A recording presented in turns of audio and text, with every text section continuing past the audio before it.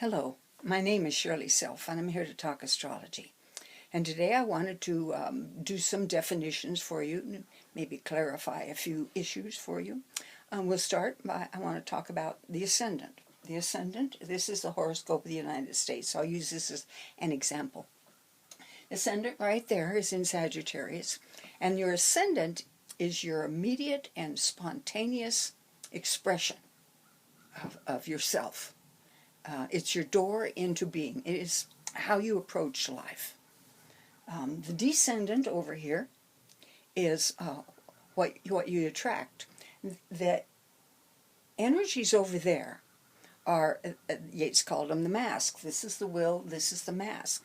And the energies over there are ones that you have to use personally in order to become successful in life.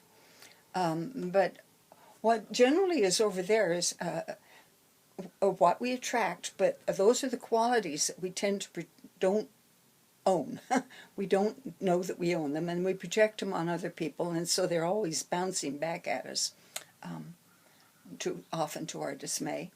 The Midheaven is your achievements in the public arena, your success. That's where success is found, right there on the Midheaven. It also indicates your relationship with your mother.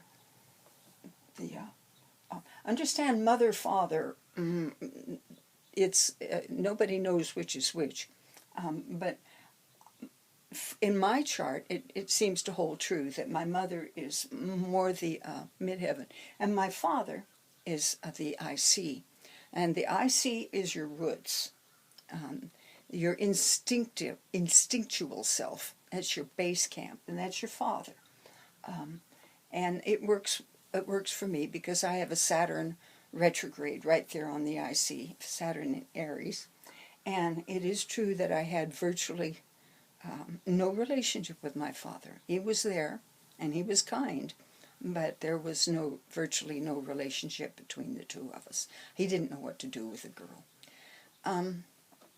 So let's talk next about an intercepted house, which this chart has.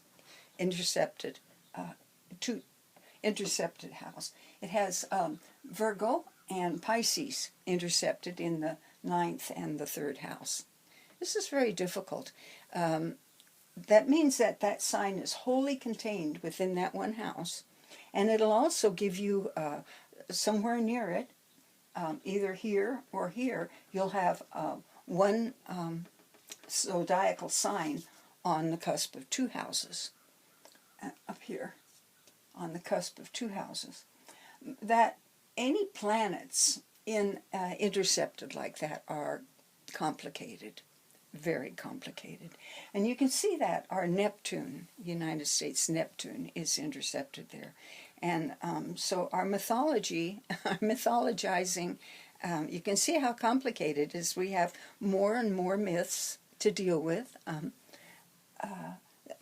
Our basic myth is the Mars-Neptune square is our myth of the gunfighter, which was invented for us by Hollywood, which is up there in the 9th house. Our movies gave us that myth of being the gunfighter, and it seems to fit because of the Sagittarius, the outdoorsy feel of the Ascendant. This myth is coming under the gun right now. No pun intended. And rightfully so, because we've got a Neptune opposition going on right now. And that means that Neptune is opposing Neptune, and the transiting Neptune is also squaring our Mars. So we're having to deal with the fact that our mythology is not helpful to us. Okay, that's intercepted houses. Let's talk about retrograde planets. Retrograde planets don't really go backwards. What happens is that our relationship to it changes as we move past them, as we all orbit the sun. And so they appear to be retrograde. And that the effect on us is that those issues those energies seem to be in retreat, and there seems to be a withdrawal from whatever's been going on, the status quo. And what happens with a retrograde is it destroys your training, your conditioning, and promotes growth. So a Saturn retrograde, for instance, would force you to become detached from your family and your culture, and that happened to me, and this was not a pleasant thing. Detachment was not easy for me, but that's what will happen with a retrograde Saturn. And it'll give you a sense, and I love this, a sense that there's more to reality than people are telling you. And that's probably why I went into metaphysics. And this feeling that there's more going on than is acknowledged, it opens the door to Uranus, to your own attitude, your own perception of reality.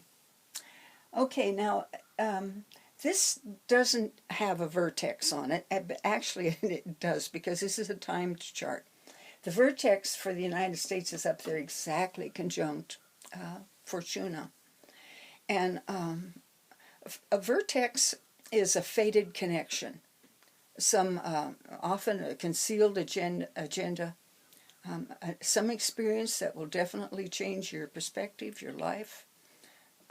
I have not ever connected anyone to my vertex, but then I don't know the charts of everybody that I have dealt with, and I have had relationships that have been absolutely transformative, both positively and negatively.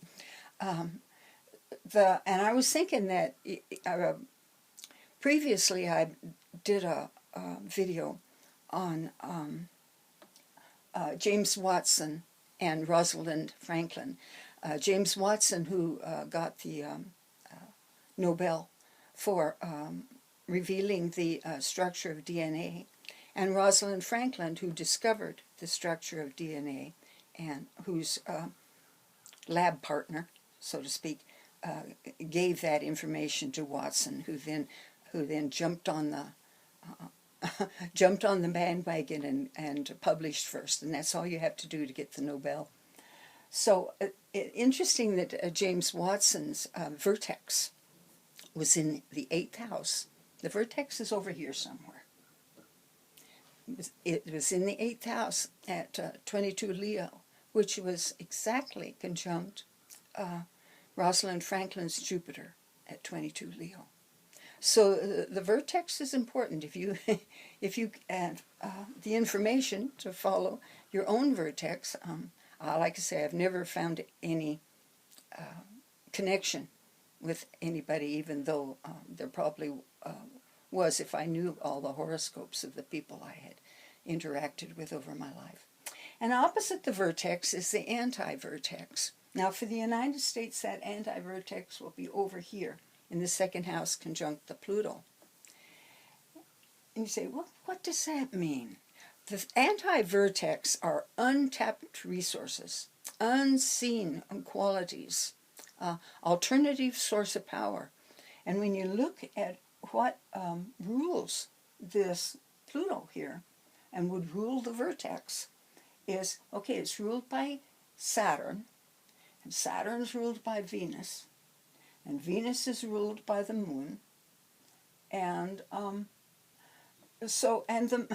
moon is ruled by Mars, or I'm sorry, Uranus, and Uranus is ruled, so it's kind of but the moon is very much involved in the rulership of our anti-vertex, and so the people of the United States are just unaware of that this Pluto is a source of power for the people, and not just plutocrats and big business corporations, etc. Anyway, those are some of the things I was been finding in my rooting around and thinking I should share with you.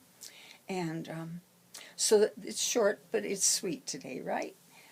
We're having a beautiful day here. It actually rained a little bit, washed the pollen off of the leaves, and So I hope you're well.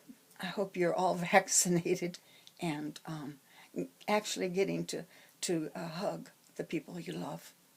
I know that's true for me, and I hope it's true for you. Anyway, God bless. Bye-bye.